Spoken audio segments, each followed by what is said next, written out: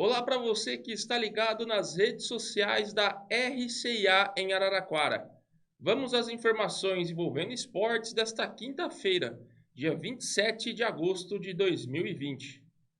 E o São Paulo venceu mais uma partida no Brasileirão.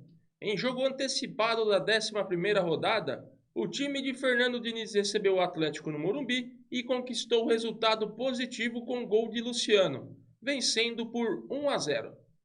Com o resultado, o São Paulo chega aos 10 pontos em 5 jogos e ocupa a terceira colocação. No entanto, a maioria dos times ainda não completou 5 jogos e pode ultrapassar a equipe paulista.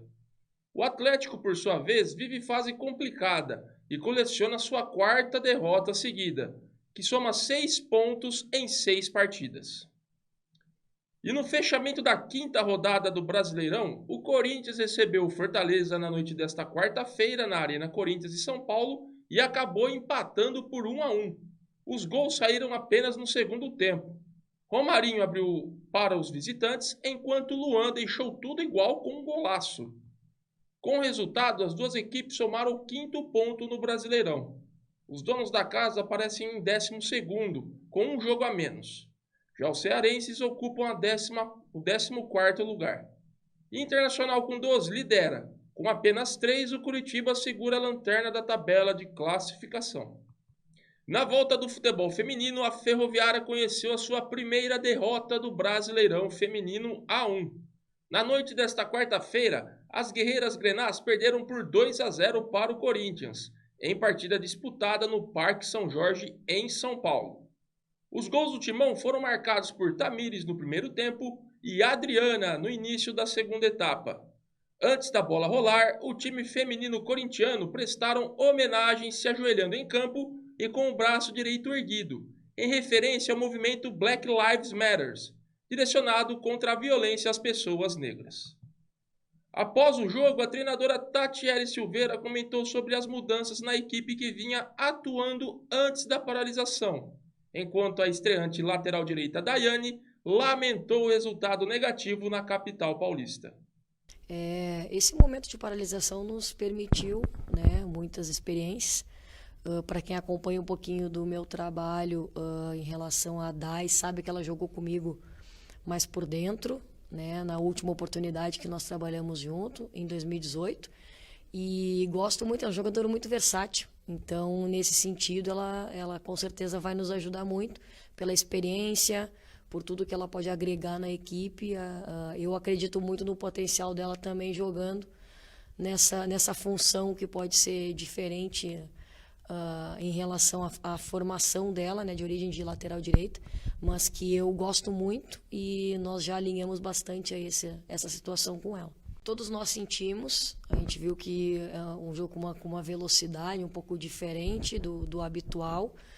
E claro que, como eu já tinha comentado nas entrevistas anteriores da coletiva, que nós estaremos passando por um período ainda de construção. E é isso que nós acreditamos, pelo curto período de preparação, de retorno, apesar das meninas terem voltado numa qualidade da parte física acima do que nós esperávamos, mas a gente sabe que o trabalho de campo ele é diferente. E agora a gente vai correr atrás, vai baixar a cabeça, vai trabalhar muito. Claro que nós esperávamos buscar um resultado positivo hoje nessa reestreia, infelizmente não aconteceu, então serve de um aprendizado desse retorno, mas que a gente sabe que tem muita estrada pela frente, muito trabalho com certeza, e é isso que a gente vai fazer para a próxima partida do domingo. A volta foi complicada, É muito tempo sem jogar, faltava esse ritmo de jogo pra gente. Praticamente 5 meses, então a parte física ela vai pesar um pouquinho agora nesses primeiros jogos. E faltou a gente encaixar o nosso jogo, Fazer a bola rodar mais rápido, achar espaço entre linhas, O Corinthians veio com uma linha de 5 ali no meio, isso dificultou, a gente demorou um pouquinho para se acertar no jogo. Acho que no segundo tempo a gente melhorou um pouquinho e... Como que eu posso falar agora? Agora a gente tem que trabalhar, A gente sabe que foi abaixo do que a gente estava trabalhando. Conversamos bastante ali no vestiário e trabalhar porque ainda está no começo, a gente tem uma margem aí para frente, já tem um jogo no domingo, é importante que a gente tenha a cabeça no lugar para fazer um bom jogo também lá, porque agora em casa a gente tem que ter os 3 pontos lá. Com a derrota, o time Grená desceu para a segunda colocação na classificação geral, sendo ultrapassado pelo Santos, que assume a liderança com 15 pontos ganhos. Já o Corinthians iguala os 12 pontos da Ferrinha, mas ocupa a terceira posição.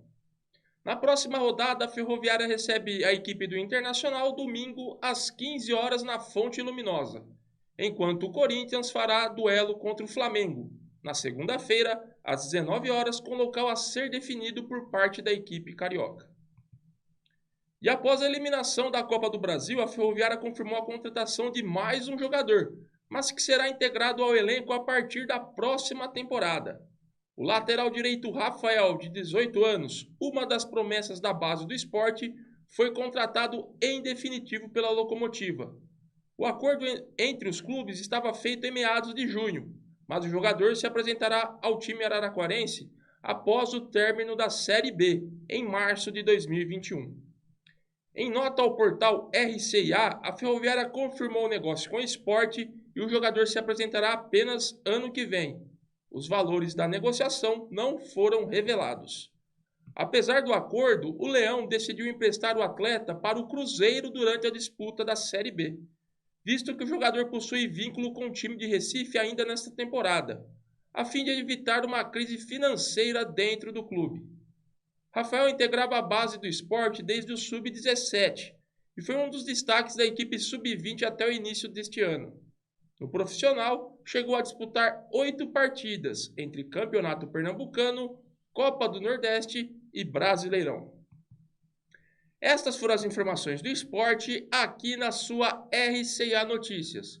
E fique ligado no nosso portal rciararaquara.com.br e nas nossas redes sociais para outras novidades. Até a próxima!